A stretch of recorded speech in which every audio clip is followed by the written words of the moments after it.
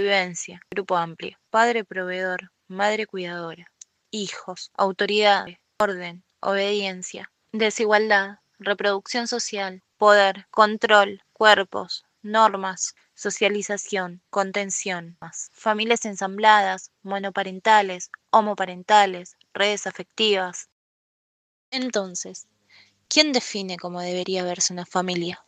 Diversidad, elección, afecto, derechos, derechos.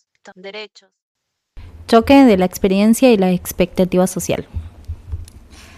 Bueno, acá estamos en el segundo episodio de tu columna y obviamente voy a arrancar preguntándote acerca de cómo fue ese choque de experiencia entre las expectativas y la realidad en lo que respecta a tu familia ensamblada. La idea de familia, roles en cuanto a madre o padre en ese tipo de familia ensamblada.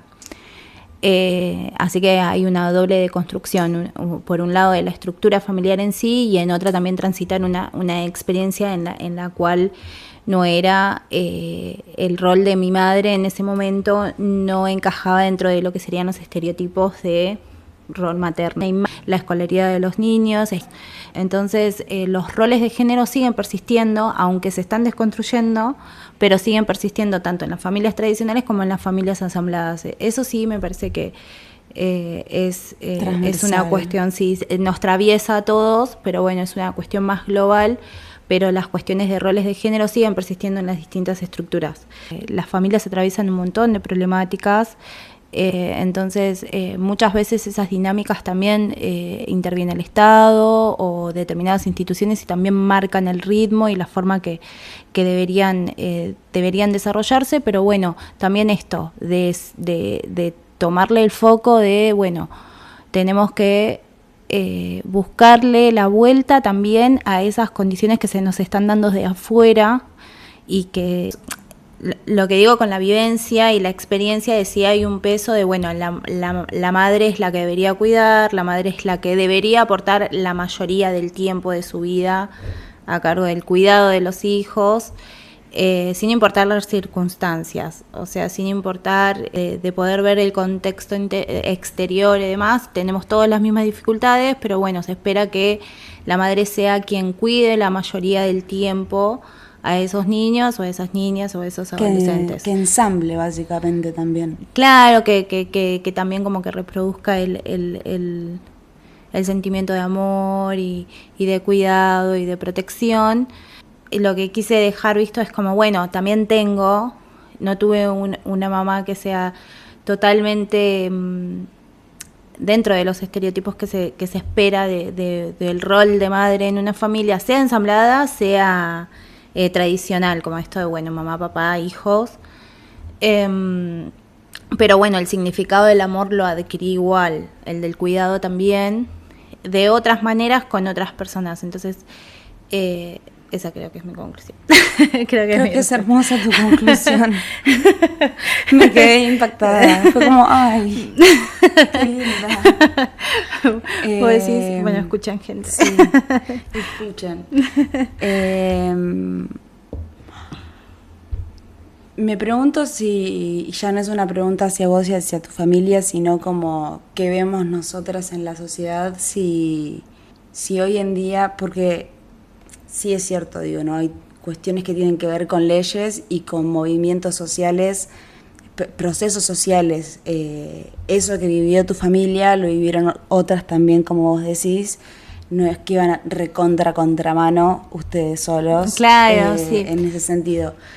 A este punto hay un montón más de familias ensambladas e incluso hay otras cosas que se disputan o que se ponen en cuestión desde también determinadas configuraciones culturales entendidas como privilegios. Por ejemplo, las niñeces y las infancias con sus cosas yendo y viniendo de la casa de papá a la casa de mamá. Hoy en día se pone en cuestión si hay una casa y en realidad es la casa en donde la niñez y la infancia vive y son madres, padres quienes rotan los tiempos de cuidado. Ahora, por ejemplo, es interesante, son diferentes maneras de cuidar también y de construir. Ahora, ¿quiénes pueden, no? ¿Quiénes tienen 3 casas? Porque también la otra es, nos separamos, armamos una familia ensamblada en el mismo terreno, todos juntos. Entiendo. Entonces, nada, las grandes diferencias que hay en cuestiones de condiciones materiales también. Sí, Esto. cómo condiciona, cómo la familia ensamblada no es lo mismo en una condición material que en otra, pero cómo se le busca la vuelta también. Claro, por eso el tema de la carta también como dejar un poco plasmado ahí de que, bueno, al final digo algo así como, bueno, tendríamos que dejar de poner prejuicios a las estructuras. A veces, sí, lo ideal sería que sea de una manera u otra, depende también de cada niño, de cada niña, de cada adolescente, de cada padre, de cada madre, qué es lo que puede ofrecer, qué es lo que pueden garantizar al niño, quién es el que realmente puede llegar a garantizar por las distintas condiciones materiales. Entonces, bueno, a ver, le encontramos la forma de lo que podemos dar también. Y que los padres también puedan llegar a entender que a veces, bueno, está bien, no es perfecto, no es lo ideal que se debería hacer, pero bueno, si lo hacemos como garantizando también los vínculos, estar presente, me parece que hay que darle la forma que también se puede dar. Sí, hay algo del concepto de pobrismo, en donde es como, bueno, si no tenés determinadas condiciones materiales, no tenés derecho a desear construir una familia, a desear maternar, paternar, cuidar, porque al final está repleto de personas que no tienen hijos biológicamente y constituye y forma parte de estas familias ensambladas con un montón de amor y de cuidado y identificándose como familia, y bueno, y está todo esto otro ahí también. Lo que pensaba era, bueno, mientras te escuchaba, es de cómo muchas veces también no se toma como esto, bueno, los deseos, los tipos de vínculos que puedan llegar a darse, y si no, es bueno, condenamos a una mamá o a un papá que realmente por ahí le están faltando herramientas en ese momento, pero bueno, quiere estar presente. Entonces, respetar también lo que los niños, las niñas, los adolescentes en ese proceso puedan llegar a aceptar o no aceptar, a negociar también un poco. Esto de, bueno, tenemos visitas, regímenes de visitas, no tenemos una buena relación, cómo lo hacemos. Hay otra persona que también es extra a que cuando ese niño, niña o adolescente nació no estaba, como por ejemplo el tema de nombrar una madrastra, un papá extra de otros hermanos. Entonces, entender de que las familias deberían dar su propia estructura, pero para proteger y también garantizar derechos y una buena calidad de vida. Aceptar eso y que la mirada de afuera y esas ideas que nos hacen también muchas veces tener el prejuicio sobre otras ideas es como muchas veces he escuchado el discurso, por ejemplo, de bueno, y después qué vas a esperar si los padres, bueno, ahora ya no pasa, pero si los padres están separados, no sé, va a ser va a ser una persona totalmente desviada, sí pasa, o algo por el estilo, pero una persona también que pueda llegar a estar en una familia tradicional también poder sufrir las mismas problemáticas o los mismos procesos que otras personas que sí. Entonces entender que bueno, a las familias hay que darle la forma que también cada uno somos todos distintos, y garantizando derechos y también garantizando una buena calidad de vida, esa estructura puede ir modificándose según las necesidades de cada persona, que esa familia está compuesta. Me parece espectacular lo que traes, porque si bien siempre cuando se habla de los diferentes tipos de familias y de la diversidad de las familias ensambladas, y llamarlas así o no, lo que sea, en general se habla hasta, bueno, hay diversidad de familias, cómo se constituye o qué miembros constituyen a la familia, si es una persona, 3, 4, hay tíos, hay hermanos, hay medios hermanos, etcétera. Pero no se habla de lo que vos estás hablando, que tiene que ver con la configuración de la dinámica de cada familia, la estructura que tiene cada familia a partir de su propia configuración en la dinámica social interna de esa familia.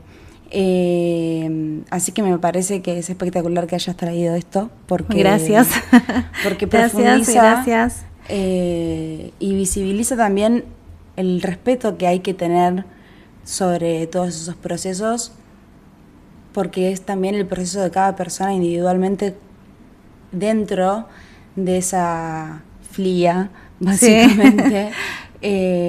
Así que nada, muchas gracias por ampliar ahí la visibilidad en estos entornos. No, de nada. Y bueno, nada, mi mensaje es ese. La verdad es que, como decía en la carta, bueno, dejar de juzgar a esas estructuras y prestarle mucho más atención a los vínculos y a querer estar presente con cada uno de los niños, niñas y adolescentes que componen esa familia. Así que bueno, nada, garantizando derechos. Muchas gracias. No, de nada. Y poder dejar un mensajito. Ay, qué tema, me encanta. A ver, le voy a leer algo. Si viajo en el tiempo, recuerdo cada festejo como si fuera hoy. Mis hermanas aplaudiendo, cantándome con una gran sonrisa. A mi mamá llegando a mi puerta cada 30 de enero con una torta para preparar o una crema para batir. A mi madrastra, a mi otra mamá, sacándome fotos y abrazando a mi mamá. A mi hermanastra, con esa risa tan escandalosa que la caracteriza. A mis hermanos maternos saludando y apreciando a mi papá. A mi papá queriendo a mi hermano Elías y a mi hermana Eliana, hijos de mi mamá y Gustavo. A mi abuela paterna poniendo la casa y dinero para la comida que íbamos a degustar. Yo creo que ella siempre quiso hacer lo que era mejor para mí. Y así cada cumpleaños. A veces mis primas, a veces mis tíos, a veces mis amiguitos del barrio que mucho no entendían toda esa mezcla. Algunos eran morochos, otros eran rubios, algunos eran altos y otros éramos bajos. Todos muy distintos. Y sí, nuestra genética no coincidía, pero éramos todos hermanos. Si me preguntan, amo y admiro a mi madrastra. Si me preguntan, no coincido con mi abuela, pero ella me sostuvo. Y si me preguntan por mi mamá, puedo decir tanto de ella. A su lado aprendí a sonreír y a que no importan las estructuras ni las formas. Cada viernes subía al tren 2 horas y media para decirme acá estoy. Con problemas, errores, carencias, un montón. Pero siempre era un feliz cumple, hija, te amo. Y si me preguntan por mi papá y mi abuelo, tuvieron sus problemas como todos. Pero dejaron de lado sus egos, sus miedos, sus machismos, su experiencia para que estemos todos juntos. Y hoy miro al costado y veo a mis 2 hijos maravillosos con 9 tías, 3 abuelas y 2 abuelos. Mis hermanos que me bancan, una mamá que me escucha, una madrastra que me aconseja y un papá que me sostiene. Mi abuela, si llueve, siempre me manda un mensaje preocupada. Tengo un sobrino y 2 sobrinas. Una de ellas es mi ahijada con la que no comparto ni un cromosoma. Hoy cada velita de estos 35 lleva un pedacito de todos ellos y no nos olvidemos nunca que no importa la forma que le des a la familia. Solo hay que darle nuestra propia forma. No tenemos que ser perfectos y tenemos que estar presentes. Hoy sé que no tuvimos una familia perfecta y tuvimos algo mejor. Una familia que eligió quedarse. Y eso también es amor. Tal vez necesitamos dejar de juzgar a las formas y empezar a valorar los vínculos. Las familias ensambladas nos recuerdan que no hay solo una manera de amar, pero sí una condición esencial, que es estar presentes. Y como escuché en una canción, dice que no hay pociones para el amor. ¡Ay, genial! Muy emotivo. Me muero acá, chicos, me muero acá. No, es una poeta encima. Encima es poeta. Chicos, me encanta escribir. No. ¿Cuántas palabras hermosas? Si podemos bajar un poco, sí, un aplauso también, Poza. Muy bien, cerrar este programa tan lindo, tan hermoso. Dice, bien. Es de Evelyn Martínez. A ver. Lloro, te amo Sol, te amo hermanita, gracias. Estés al lado mío o en el fin del mundo, siempre voy a estar. Gracias Dios y gracias vida por este vínculo tan hermoso. Porque como decís, no somos perfectos, pero gracias a nuestros mayores que a pesar de sus errores jamás hicieron diferencia entre nosotros. Hermoso mensaje. Wow. Ay, te amo, Eli, te amo. Mi hermana, la amo.